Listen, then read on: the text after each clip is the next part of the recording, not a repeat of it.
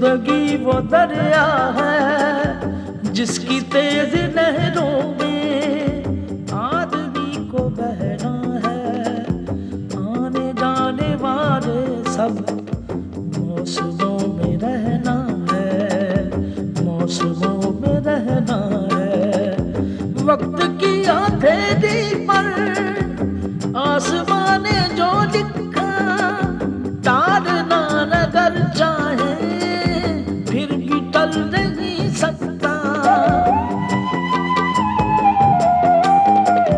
दूसरा कोई भी हो आदमी की किस्मत का रुख बदल नहीं सकता, साथ चल नहीं सकता। जिंदगी वो दरिया है, कहीं गुल खुशबू जुगनू, कहीं दिल सहरा बादल सरगम, कहीं सिला और कहीं पे है चट्टान इंसान, चट्टान चट्टान।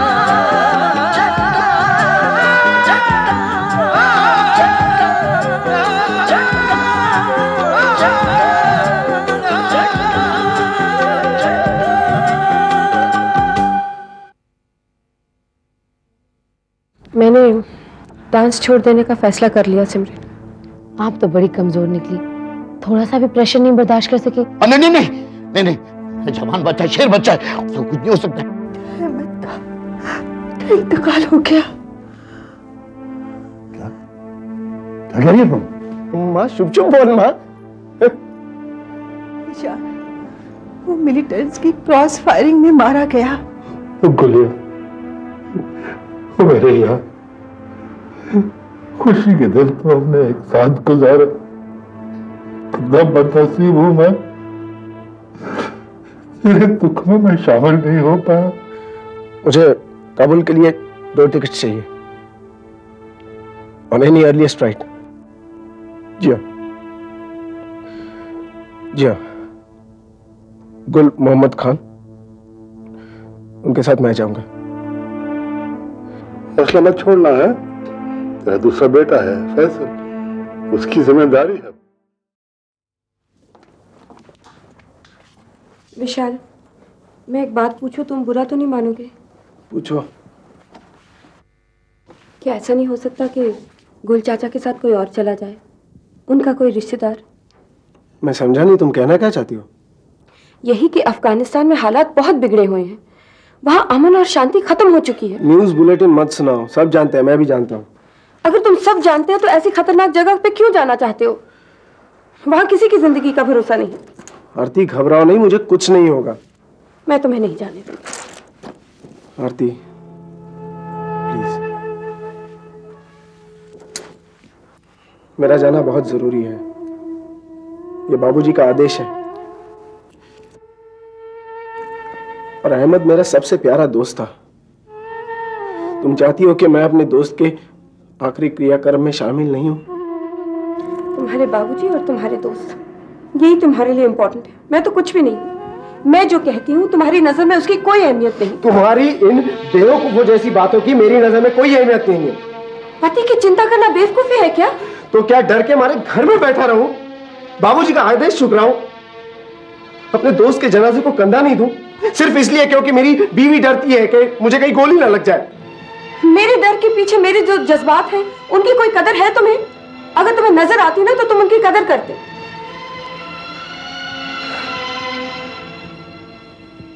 करता हूं, बहुत कदर करता हूं। भारती, तुम भी जरा सिचुएशन की नजाकत को समझने की कोशिश करो प्लीज। मैं जल्दी लौट आऊंगा, आई प्रॉमिस। देखो, अपना ख्याल रखना,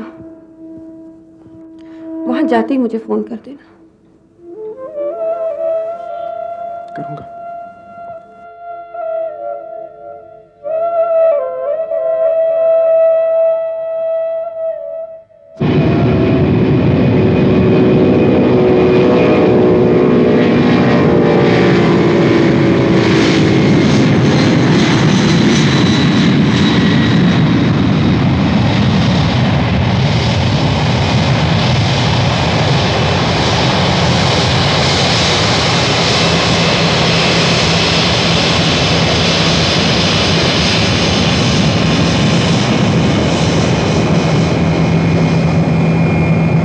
प्लेन काबुल पहुंच गया होगा ना?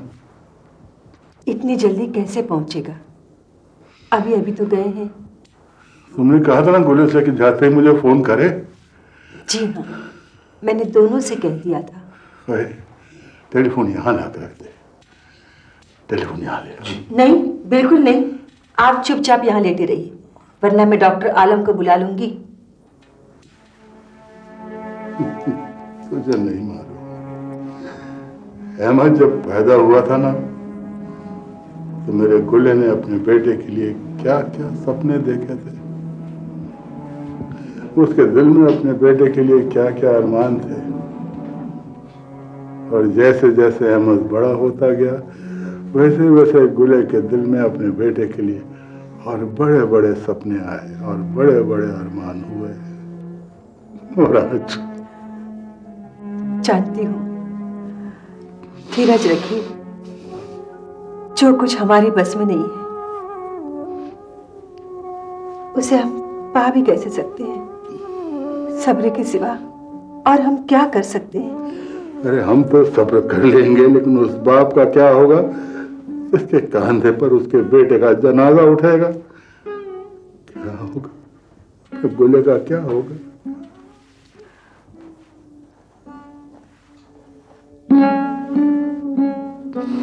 ओ गुल,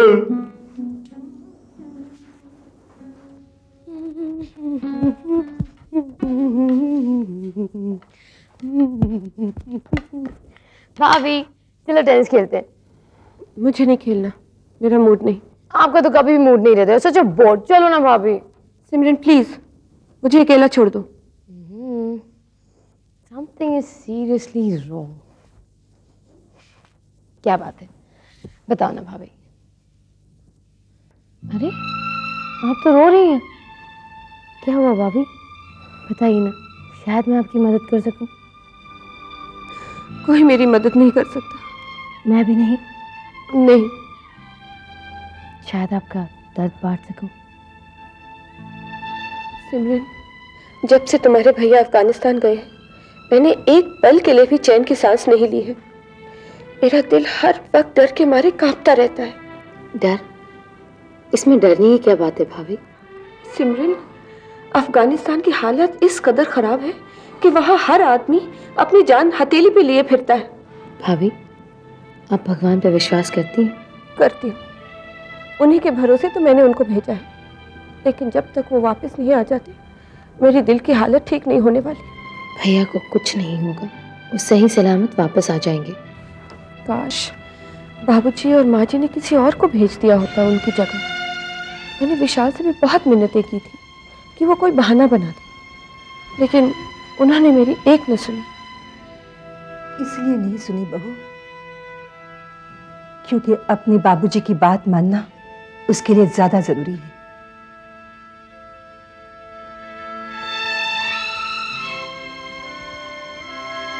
विशाल तुम्हारा पति है, तुम्हारा सुहाग है, लेकिन मेरा तो बेटा है, मेरे जिस्म का हिस्सा है, मेरा खून है।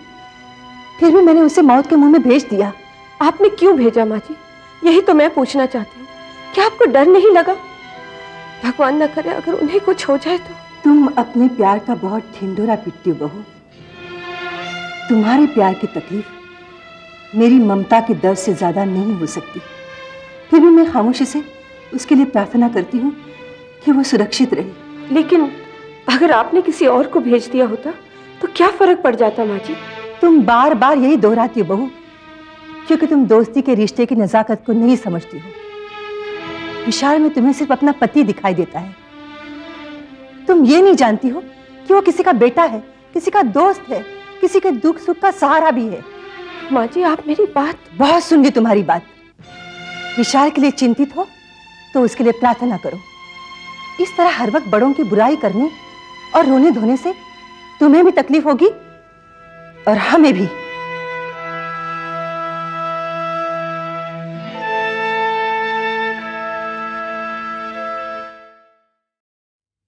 करुणा,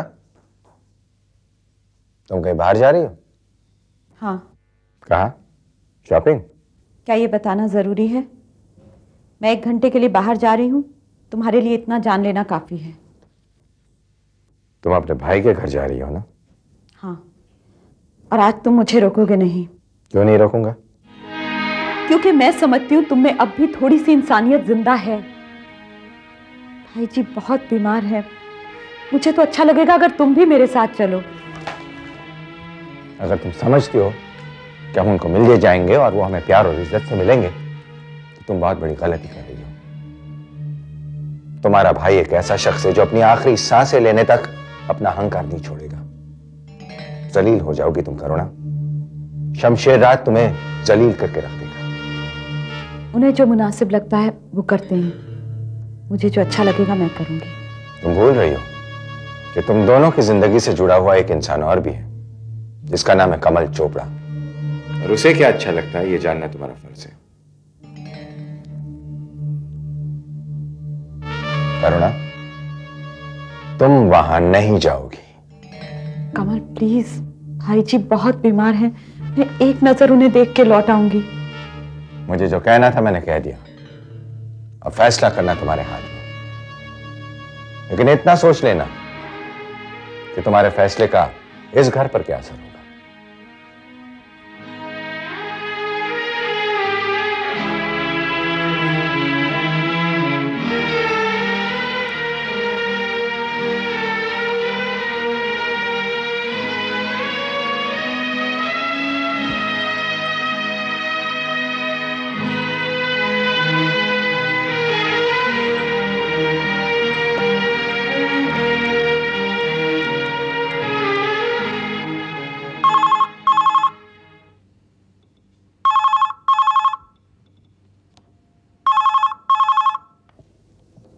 हेलो।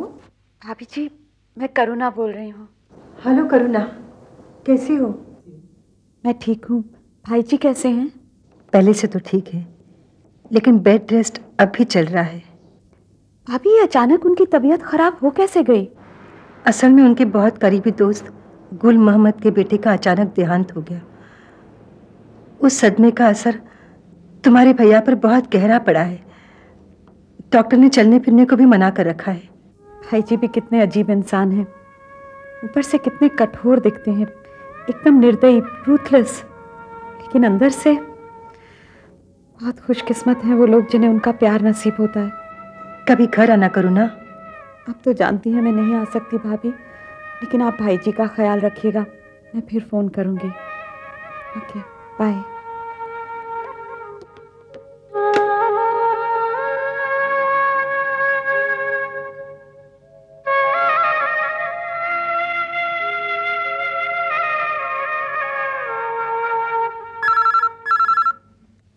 हेलो।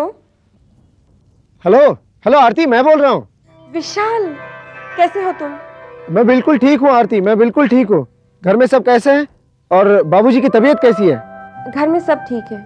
बाबूजी की तबीयत इम्प्रूव हो रही है। अफगानिस्तान में कैसे हालात हैं? बहुत खराब है आरती, यहाँ तो सब खंडर हो चुका है।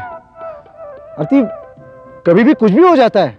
ओह गॉड, तुम जल्दी आ जाओ विशाल। यू डोंट वरी, तुम बिल्कुल घबराओ नहीं, मैं 2 दिन में वापस आ रहा हूँ। ओके? अच्छा, सच 2 दिन में आ जाओगे? अरे बाबा हाँ, मैं बिल्कुल सच बोल रहा हूँ, मैं जल्दी 2 दिन में वापस आऊंगा। ओके? तुम मेरी फिक्र मत करो, माँ और बाबूजी की सेहत का ख्याल रखना और अपनी भी सेहत का ख्याल रखना। Okay? Please don't worry about me and you take care. Okay, bye bye.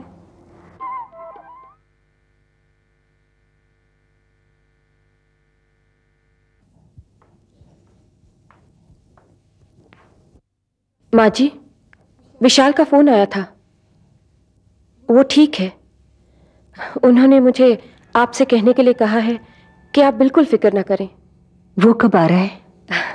2 दिन के बाद। भगवान का लाख लाख शुक्र है।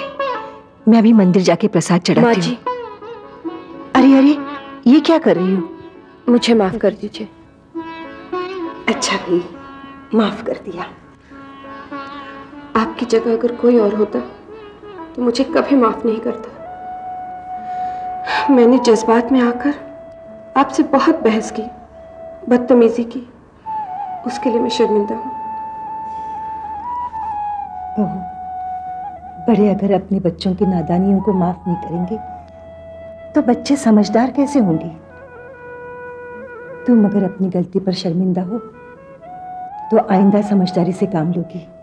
बस मेरे लिए इतना ही काफी है।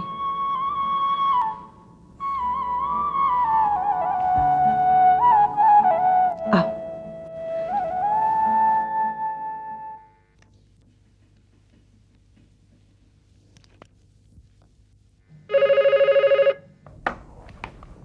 हेलो। हाय राहुल, मैं बोल रही हूँ। हाय सिमरन, कैसी हो? खुद ही आकर देख लो कैसी हूँ। सुंदर हो, चंचल हो, नटखट हो, खूबसूरत हो और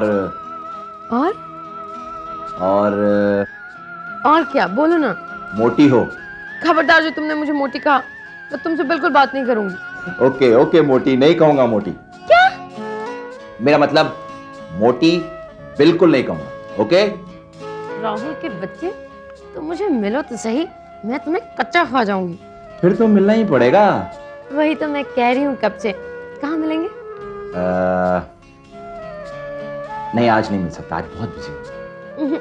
आज ही मिलना होगा। तुम्हारे लिए मुझसे मिलने से ज्यादा और कोई काम जरूरी नहीं होना चाहिए, समझे? तो मुझे तो नौकरी करनी है ना, तो प्लीज प्लीज आप मुझे नौकरी करने दें और हम कल मिलेंगे। Okay, bye bye.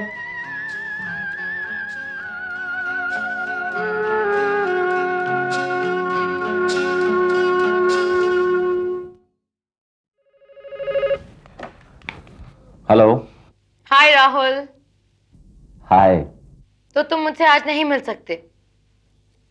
Yes, you are right darling, बहुत काम है, लास्ट डेट सर पे है, इसलिए आज हमारा मिलना नामुमकिन है। नामुमकिन को मुमकिन हम बना देते हैं। कैसे? जादू से। तुम ये जादू देखना चाहते हो तो जरा अपनी सीट से उठकर भैया के कैबिन में चले आओ। हाँ, देखना तो है, लेकिन जैसे मैंने कहा वैसे ही करो। सिर्फ 2 मिनट तो लगेंगे। क्या मेरे लिए तुम इतना भी नहीं कर सकते? Okay okay.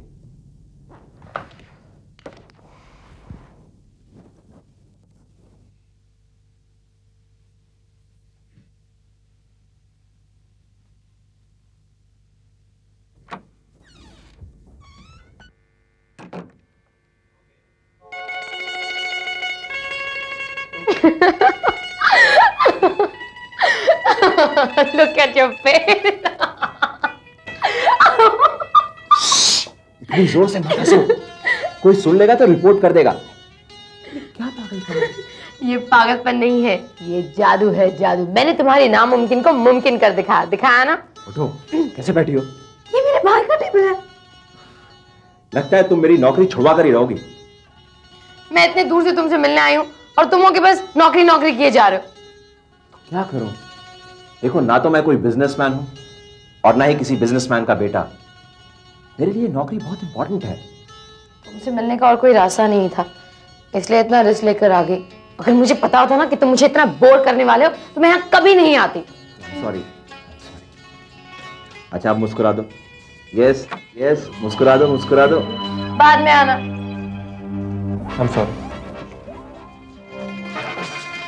अच्छा, तुम जाओ यहाँ से, मैं तुमसे कल फुर्सत से मिलूंगा। ओके? प्रॉमिस? अपनी जान की कसम। ओके? मतलब मेरी कसम। तुम बहुत बड़ी शैतान हो गई हो। अच्छा, मैं चलता हूँ। Okay, bye.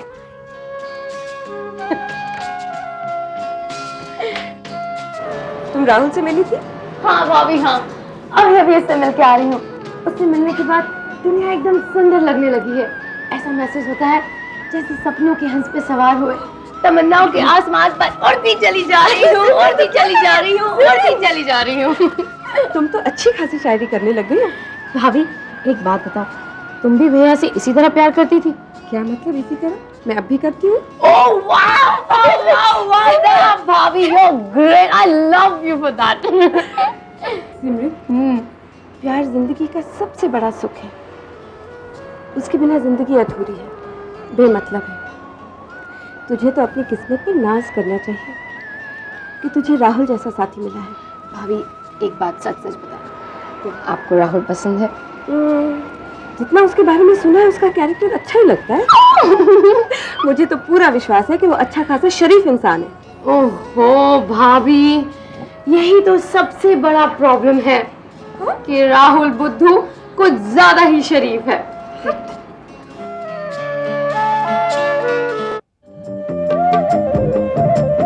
कहीं गुल खुशबू जुगनू, कहीं दिल सहरा बादल सरगम, कहीं सिला और कहीं पे है जटा इंसान, जटा जटा जटा